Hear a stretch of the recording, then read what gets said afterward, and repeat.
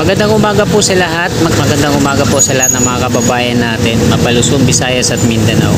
So nandito po tayo ulit sa may Piata PNR Pandacan Station.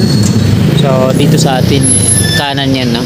Ito yung viaduct ng flyover mula dito sa Padre Jacinto Zamora Bridge patungo dun sa Quirino. So ngayon mga kababayan ay mag-update po tayo dito sa Skyway Stage 3 Section 2A. Ito yung mga madidemolish po na kabahayan mula dito sa may kanto hanggang dun sa may tulay.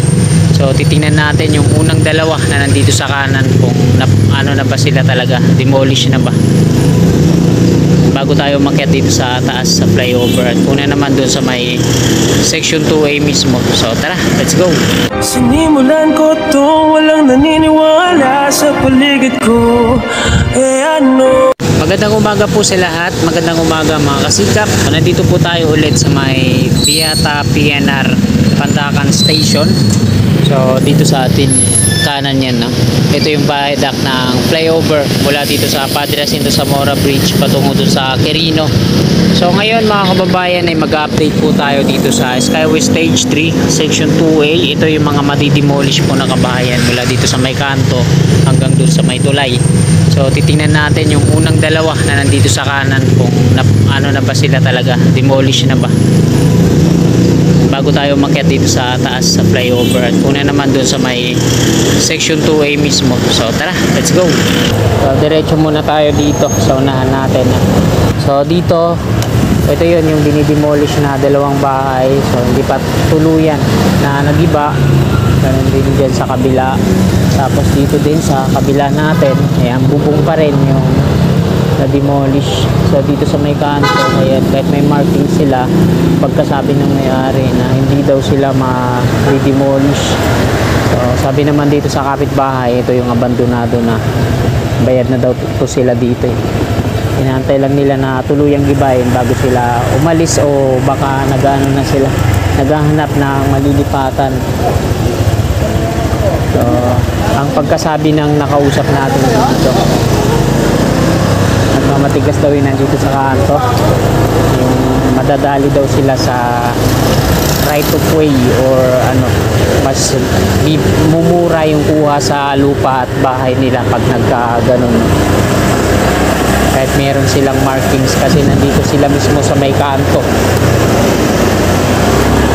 Ito yung hilera sa kanan mga kababayan, mga madidemolish yan, mga abandonado na yung karamihan dito sa bahay, no? Mga ilan-ilan na lang yung mga meron pang nakatira, pero ito hanggang dun puro walang mga nakatira na, abandonado na.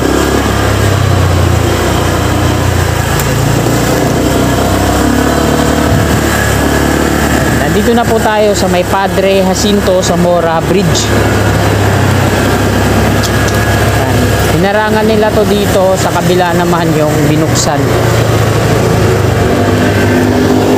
Ayan, no entry, one way. Dito na tayo.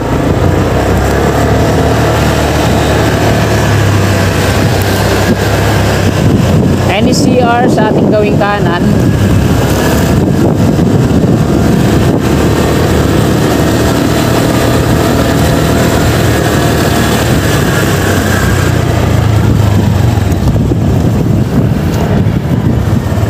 So ayan, wala na mga equipment dito at wala na yung mga puno ng niyog.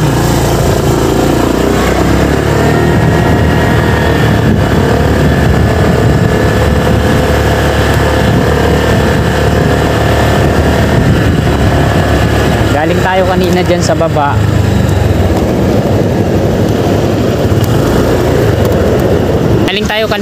baba. Ayun yung dalawang bahay na wala nang bubong. Tapos ito, at ito yung hilera patungo dun mga kababayan, yung mga madidemolish. So karamihan dito yung mga bahay na to abandonado na, no? Wala nang mga nakatira. So ayan naman yung Section 2A ng Skyway Stage 3. Ayan, tataas na ng mga pier na yan. Dito tayo pumesto sa unahan.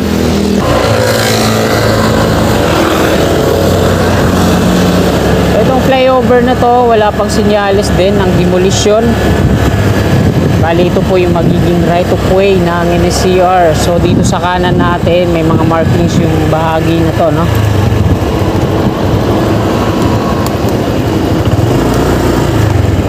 Ayan na po mga kababayan yung malapit na kuha natin.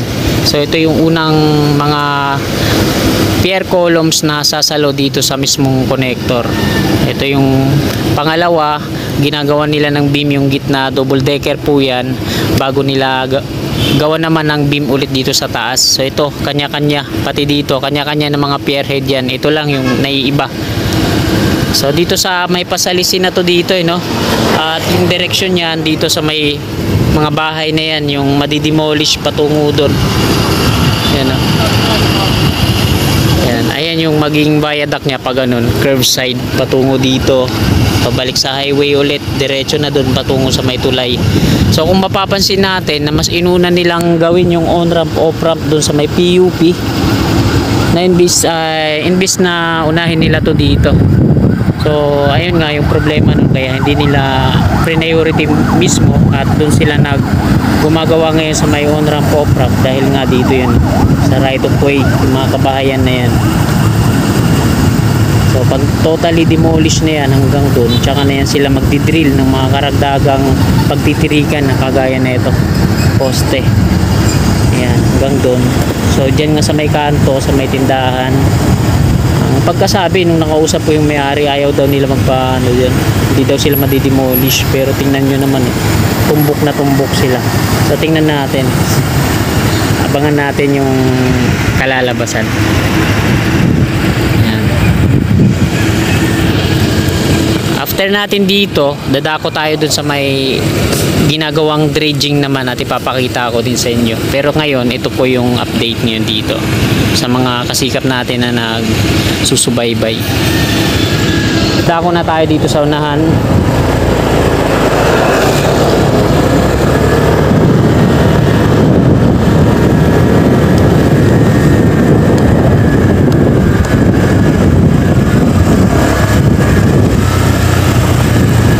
Siyempre, hindi kumpleto yung update natin pag hindi natin sinilip dito sa may Pandacan Station. Ito naman yung Pandacan Station.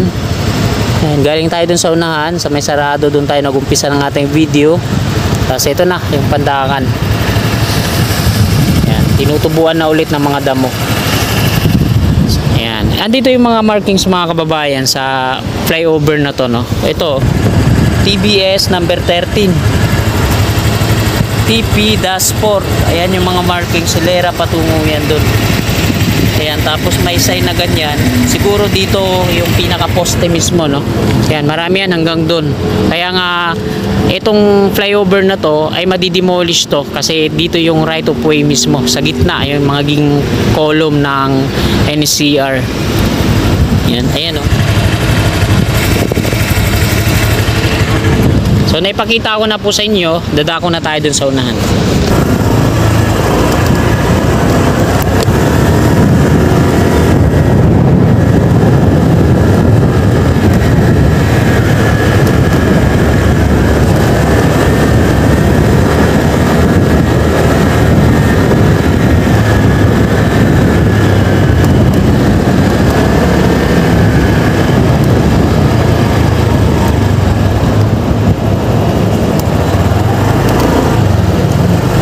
Ayan mga kababayan, nandito na po tayo, no? Ayan, napakalawak na po ng tinambakan nila, oh. Ayan yung mga heavy equipment nila, mga long arm excavator na siyang ginagamit sa pagdedredging dyan. Hinuhukay nila yung bahagi ng Ilog Pasig na yan, Pasig River. Tapos nilalagay nila dun sa barge na malaki yung mga nahukay, tapos dito itatambak. Mula dito sa nauna nilang tinambakan hanggang dun yun sa may mga parang bakawan sa dulo. So napakadami na po, no? Napakalawak na ng natambakan nila. At tumataas na po dyan parang bundok sa unahan. So San Miguel Corporation po yung nagrepresenta na linisin itong Pasig River. Sila din po yung gumagawa doon sa New Manila International Airport, San Miguel Corporation.